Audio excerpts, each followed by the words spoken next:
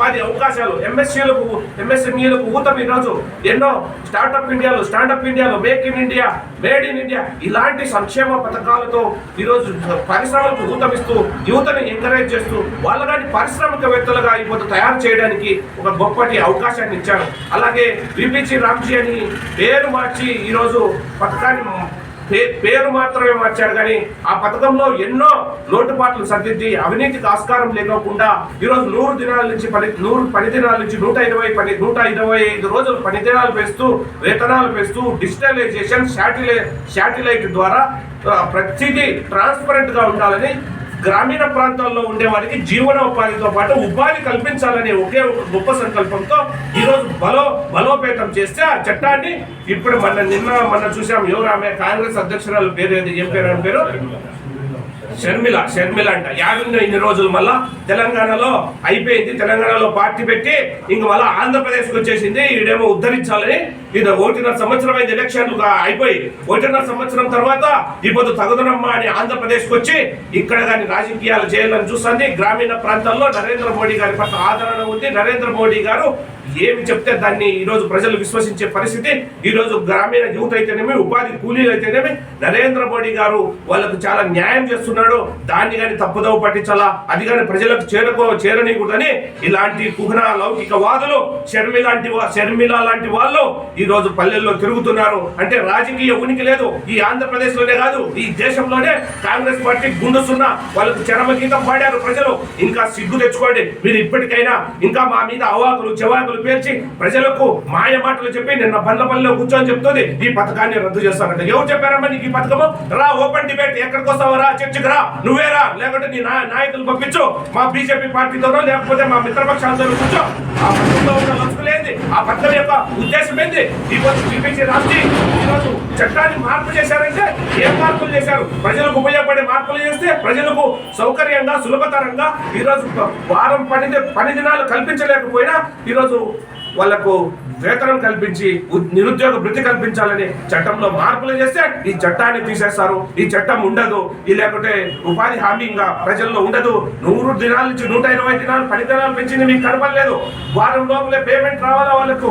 కూలి దినాల్లో పని చేసిన వాళ్ళకు వారం 10 రోజుల్లోనే పేమెంట్ పడాలా. ఈరోజు సిబ్బంది కొరత ఉంది. ఆ సిబ్బందిని పొద్దు నియమిస్తుంది, డిజిటలైజేషన్ చేస్తుంది. ఇంతకు ముందు దొంగ కార్డులు, జాబ్ కార్డులు, ఇంట్లో 4-5 రాజకీయ నాయకులు కానీ జాబ్ కార్డులు దొంగ పెట్టుకొని వాళ్ళు వేతనాలు పొందారు. అవన్నీ ఏరి పారేసాకే ఇప్పుడు డిజిటలైజేషన్ తెచ్చారు. ఈరోజు విప్లవాత్మకమైన మార్పులు తెచ్చి దాన్ని ప్రతి ఒక్కరికి అందుబాటులోకి కావాలా. ఎవరైతే కూలీకి పోతున్నారో వాళ్ళకు మాత్రమే వెసులుబాటు కల్పించాలా. రైతులకు అనుసంధానంగా ఫారం ఫండ్స్ ట్రెంచ్ కొట్టుకోవచ్చు, లేకపోతే 5 ఎకరాల లోపల చెట్లు పెట్టుకోవచ్చు. చెట్లు పెట్టుకున్న వాళ్ళకి కానీ పాదలు చేసుకునే కానీ నీళ్లు పెట్టుకునే కానీ సంవత్సరం పాటు వాళ్ళకు అమౌంట్ డబ్బులు ఇస్తూ ఇవన్నీ చేస్తుంటే ఇవన్నీ కనపడుకోకుండా కాంగ్రెస్ పార్టీ ఉనికి కాపాడుకునే దానికి ప్రజల్ని మాయ మాటలు చెప్తున్నారు. షర్మిల లాంటి వాళ్ళని నమ్మద్దండి. కాంగ్రెస్ పార్టీని తరిమి కొట్టండి గ్రామాల్లోకి వస్తే. ఎందుకు చెప్తున్నారంటే వాళ్ళు ఈ దేశాన్ని చేసింది ఏం లేదు. 60 సంవత్సరాలు ఈ దేశాన్ని దోచుకున్నారు. ఎక్కడ చూసిన స్కామ్. ఆ 2006 నుంచి 2014 వరకు మీరు చేసిన స్కామ్ ఉపాధి హామీ పథకంలో ఎన్నో ఉన్నాయి. దాచుకున్నారు. ఇంకా సిగ్గు శర్మడాలా మీరు వచ్చి ప్రజల్ని మభ్యపెట్టడానికి, ప్రజల్ని పక్కదారి పట్టించడానికి ఏ మాత్రం సిగ్గు శర్ముందా? షర్మిల నీకు ఇంత నీచంగా మాట్లాడుతున్నా. 1.5 సంవత్సరం అయింది నువ్వు కడప పార్లమెంట్ పోటీ చేసి డిపాజిట్ రాక ఇంతవరకు బెంగళూరు ప్యాలెస్ లో హైదరాబాద్ ప్యాలెస్ లోనే కూర్చొని నిన్న వచ్చి అక్కడ పేద ఆర్టిస్టులు పెట్టుకొని మాయా మాటలు చెప్తూ ఈ రోజు కేంద్ర ప్రభుత్వాన్ని, ఈ రోజు ఎన్డీఏ ప్రభుత్వాన్ని, నరేంద్ర మోడీని విమర్శించే స్థాయి అనేది, నరేంద్ర మోడీని మాట్లాడే స్థాయి అనేది ఒక్కసారి గుర్తు చేసుకో తల్లి. నీ చరిత్ర అందరికీ తెలుసు. నువ్వు అన్నతో విభేదించి అన్నతో ఆస్తి పంపకాల్లో తేడాలు వచ్చి తెలంగాణ పార్టీ పెట్టుకుంటే అక్కడ ప్రజలు తరిమేసినాక మళ్ళా ఆంధ్రప్రదేశ్ లోకి వచ్చినావు. ఇక్కడ కానీ నీ పప్పులే ముడకవు. ఇక్కడ కూటమి పాలన అద్భుతంగా సాగుతుంది. ఇక్కడ 3 పార్టీల కలయికతో నిత్యం ప్రజల్లో ఉంటూ ప్రజలకు ఏమి కావాలో సంక్షేమ పథకాలు అయితేనేమి, అభివృద్ధి అయితేనేమి ప్రతి ఒక్కటి చేస్తున్నారు. నువ్వు విమర్శనాత్మకంగా ఉండవు. కానీ విబిజీ రామ్జీ అనేది ఈ పేరు మార్చుతూనే అన్ని మారిపోతాయంట. మీరు చెప్పినట్టు కళలు కన్నట్లు ప్రతిసారి నరేంద్ర మోడీని ఏకవచనంతో మాట్లాడటం, నరేంద్ర మోడీ గారిని ఇష్టం వచ్చినట్లు మాట్లాడుతున్నావు. మేము ఇంతవరకు ఎందుకు నీకు మేము కౌంటర్ లేదంటే, నీకు కౌంటర్ ఇస్తే నువ్వు పెద్ద లీడర్ అయిపోతావు. మాలాంటి వాళ్ళు మీకు కౌంటర్ ఇస్తే నువ్వు పెద్ద లీడర్ అయిపోతావు. చూస్తా పోతా అంటే కేవలం వ్యక్తిగత దూషణతో నరేంద్ర మోడీ గారిని ఈరోజు నువ్వు మాట్లాడుతున్నావు. ఇది తప్పు, మంచి పద్ధతి కాదు. మీ నాయనే మాట్లాడలేదు ఎప్పుడే కానీ నరేంద్ర మోడీ గారిని. నువ్వు ఈ రోజు వచ్చి నువ్వు ఇంతవరకు ఎంపీ కాలా, ఎమ్మెల్యే కాలా, మన డిపాజిట్ రాలా, అయినా ఇప్పటికీ ఇంకా కూర్చొని నిన్న బండ్లపల్లిలో ప్రజల్ని రెచ్చగొట్టే పనుల్లో ఉంది. ఎవరు ప్రజలు స్పందించరా, అందరినీ బయట నుంచి తెచ్చి అక్కడ కూర్చిపెట్టారు మీటింగ్ లో. బయట ఆ ఊర్లో వాళ్ళే మళ్ళీ మేము మీటింగ్ ఇవ్వలేదు తప్ప మాకేం అవసరమో. ఈ రోజు అద్భుతంగా పనిచేస్తుంది ఈ ఉపాధి హామీ పథకం అనేది. ప్రజలకు అందుబాటులో ఉంటారు, ప్రజలందరూ బాగున్నారు. ఈ రోజు మాకు పని దినాలు పెంచినారు, వేతనాలు పెంచినారు, నెలసరి సరిగా మాకు వేతనాలు వస్తున్నాయి అని చెప్తా అంటే కల్లిబల్లి మాటలు చెప్పి బయట నుంచి వాళ్ళని అందరినీ తీసుకుపోయి డబ్బులు ఇచ్చి అక్కడ కూర్చిపెట్టి సపట్లు కొట్టుకుంటా మీరు ప్రజల్ని రెచ్చగొడితే రెచ్చిపోయే వాళ్ళు లేరు. ప్రజలు విఘ్నులు, ప్రజలు అన్ని తెలుసుకున్నారు. ఈ రోజు ప్రపంచమే అరచేతిలో ఉంది. ఎందుకంటే ప్రతి ఒక్కరి చేతిలో స్మార్ట్ ఫోన్లు ఉన్నాయి. ఏం జరుగుతుంది, ఈ చట్టంలో ఉన్న లొసుగలు ఏంది, వీరు చేసిన ఇన్నాళ్ళు అవినీతి ఏంది, 8 సంవత్సరాలు మీరు ఏ విధంగా దోచుకున్నారు ప్రజలందరికీ తెలుసమ్మా తల్లి. ఇప్పటికైనా నీ కుయుక్తులు మాని ఏదైనా విమర్శనాత్మకంగా మంచి సందేశం ఇవ్వండి. అంతేకాని లేనిపోని మాటలు చెప్పి ఉపాధి కూలీలను లేకపోతే గ్రామీణ ప్రాంతాల్లో ఉండే ప్రజలను మభ్య పెట్టాలని చూస్తే సహించేది లేదు. నీకు ఏమాత్రం అవగాహన లేదు, నీకు రాజకీయం అంటే తెలియదు. షర్మిల గారు, నీకు ఏమాత్రం అవగాహన లేదు. పాదయాత్ర అంటే పదాల మీద నడిచే యాత్ర అని చెప్పుకుంటూ తిరిగే ఇది కాదమ్మా.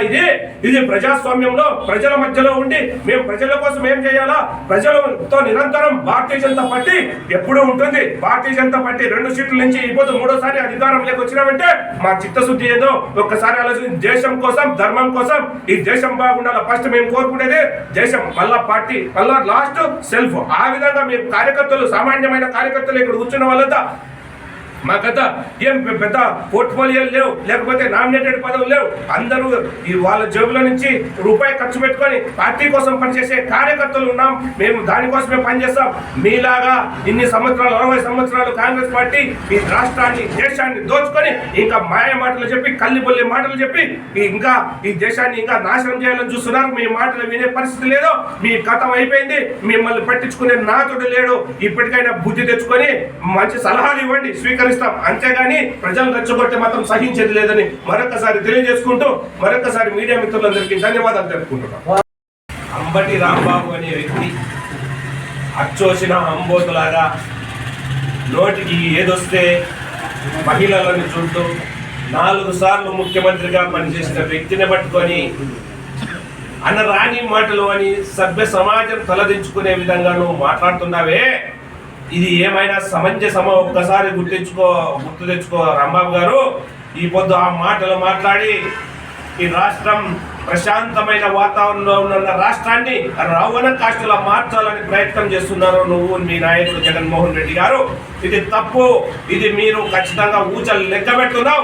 దీంట్లో ఎవరెవరు ఉన్నారో వెనక అన్ని తీస్తున్నారు. ఖచ్చితంగా తప్పు చేసిన వాళ్ళని శిక్షిస్తాము. కూటమి ప్రభుత్వం ఎవరిని ఉపేక్షించే పరిస్థితి లేదు.